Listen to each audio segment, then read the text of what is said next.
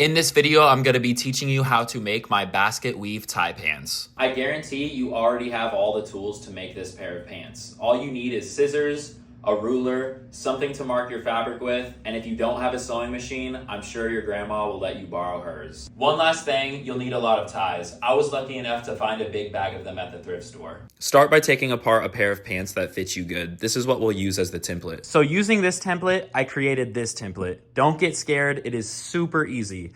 It doesn't matter how long the template is. For this time, I made them pretty short because I wanted to make tie shorts this time.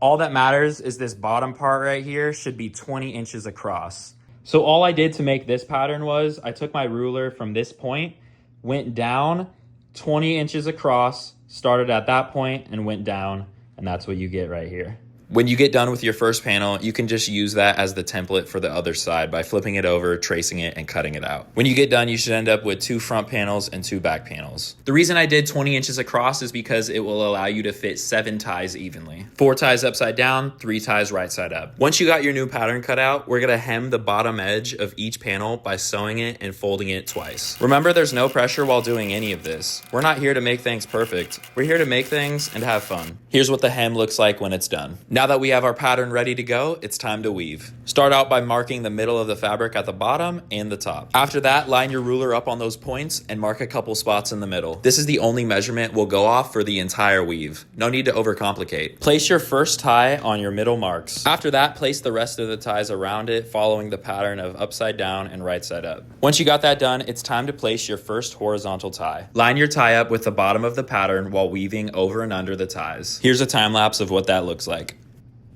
Now take some pins and pin that first horizontal tie down to the pattern. You can find pins just about anywhere, any craft store, Walmart even has them. After you pinned it down, cut the excess tie to the shape of the pattern. Now move on to your second horizontal tie following the same pattern of over and under. Once you get it weaved in there, no need to pin the inside part, just pin the outsides of it. Again, cut that excess tie to the shape of the pattern and repeat this process all the way to the top. Here's what it will look like when it's done. Now that it's all pinned up, it's time to sew it together. Get as close as you can to the seam. Just make sure you're sewing every single tie down to the pattern. Once you sew it together with a straight stitch, I like to go back over the raw edges with a zigzag stitch. You could use a serger. I don't have one. I never have, so I just use my zigzag. Now that you're done weaving, it's time to add some pockets. Here's an idea of what my pocket pattern looks like. It's 15 inches tall and 8 inches across. Set your pattern on the fold line of the fabric. That way you're cutting out both sides of the pocket at the same time. This is what it should look like when you cut out and unfold your new pocket pieces. Now let's add decorative fabric to the pocket pieces. Pin your pocket pieces to the back side of the fabric and cut it out. It doesn't need to be cut perfectly to it because we're gonna sew it down and then cut it after. Here's me sewing it down to the back side of the decorative fabric, and here's me cutting off that excess. This is what they should both look like when they're all done. One for the right side and one for the left side of the pants. Now grab your front right leg panel and I'll show you how to attach the pocket to it. After that, you can do the same thing for the left side. Start off by grabbing your pocket and sewing along this outside edge. After sewing those edges together, place the pocket under the front right leg panel and line it up with the top and the sides like so. We are then going to fold the top flap of the pocket over the angled part of the pants. Fold it over twice so it makes a clean edge and pin it to the pant panel. Here's what that will look like when it's done. Now move the back side of the pocket out of the way and sew along the double folded line. Now that you sewed that double fold down, it's time to sew the edges that we didn't sew. Here's what that looks like. After that, all you have left for the pocket is sewing the top edges together. Sew that straight across, and this is what it should look like when it's done. Here's the back side of it, and here's the front side. Repeat this process for the left side of the pants, and this is what they should both look like. Now it's time for the zipper fly. Your pattern should have 2 parts that look like this. Set them both on the fold of the fabric and cut new ones out. Once they're cut out, fold them back together and sew them shut. Now that they're sewed together, take the one with the curved edge and place it on the left front leg panel. Line it up at the top and line the left edge with the crotch seam. Sew them together like so. Fold it over and now sew along the inside edge of the seam line to lock it in place. Here's what it should look like. After that, take your zipper, flip it upside down, place it on the seam line, line it up at the bottom, and sew on the left side of the zipper. Here's what it should look like when it's done. Now fold everything underneath and out of the way. We're gonna sew along this folded line. Here's what that looks like. Now all we have to do is sew along this edge so it locks that flap in place. Just make sure when you sew along that edge, you move this flap out of the way. This part I sewed twice, leaving a little bit of space between the threads. Once you're done sewing that, the front will look like this and the back will look like this. Now take your front right leg panel and line it up with the zipper and the top of the other panel. Fold down the edge and sew it to the left side of the zipper. Here's what that looks like, and when you get down to the bottom of the zipper, unfold that edge and sew it all the way to the bottom of the zipper. After that, flip everything over and line that rectangle piece up with the seam on the right side. Make sure when you're sewing, everything is out of the way underneath it. And you'll want to just sew it close to that seam on the right side. Flip it back over and we're just going to finish the end of that crotch seam. Start at the bottom of the crotch you just sewed and fold the front left panel edge and sew it down to the right front panel edge like so.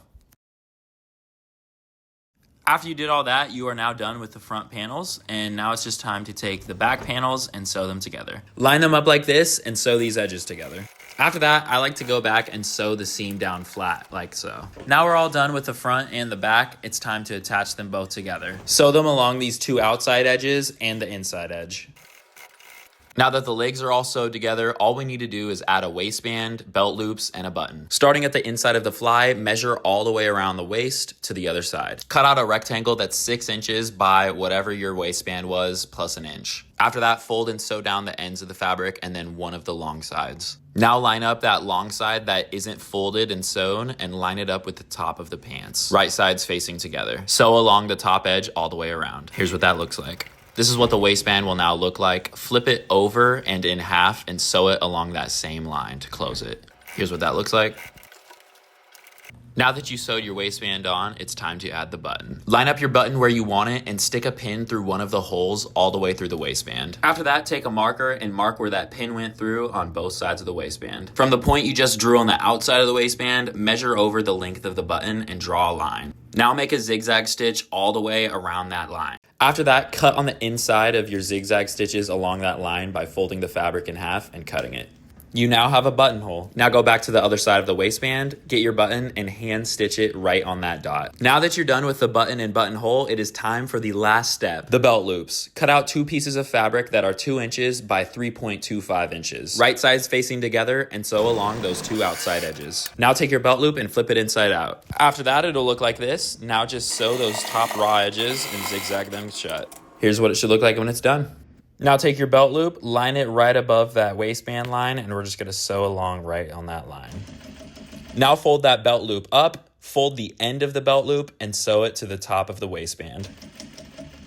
After that, repeat this process 7 times with all of the belt loops. I like to start with 1 in the middle, 2 on the outsides, and then you can just put 1 right in the middle of those 2 on each one. And then same for the front ones, start on that outside, measure to the middle, and then just put 1 in between those 2 parts. Congratulations, you just made your first pair of basket weave tie pants. If you made it this far, I want to give you a challenge that could win you a prize. The first person to post and tag me in something that they made that involves weaving ties together will win one of my new books. If you don't want to do that, you can purchase these books on my website. That is how I am able to live and support myself. And it's also how I'm able to make videos like this. Thank you so much to everyone that already ordered a book and everyone here right now that's supporting me, because it's truly thanks to you that I am able to do this. I'm just an independent artist that makes stuff and posts it online. I don't have any form of professional training. I didn't go to college or art school. I just started making stuff every single day after high school, and I hope you can do that too with whatever passion that you have. You can make anything and impact anyone through posting your work and your passion online. I love you all so much. Go out there and create and have a beautiful day.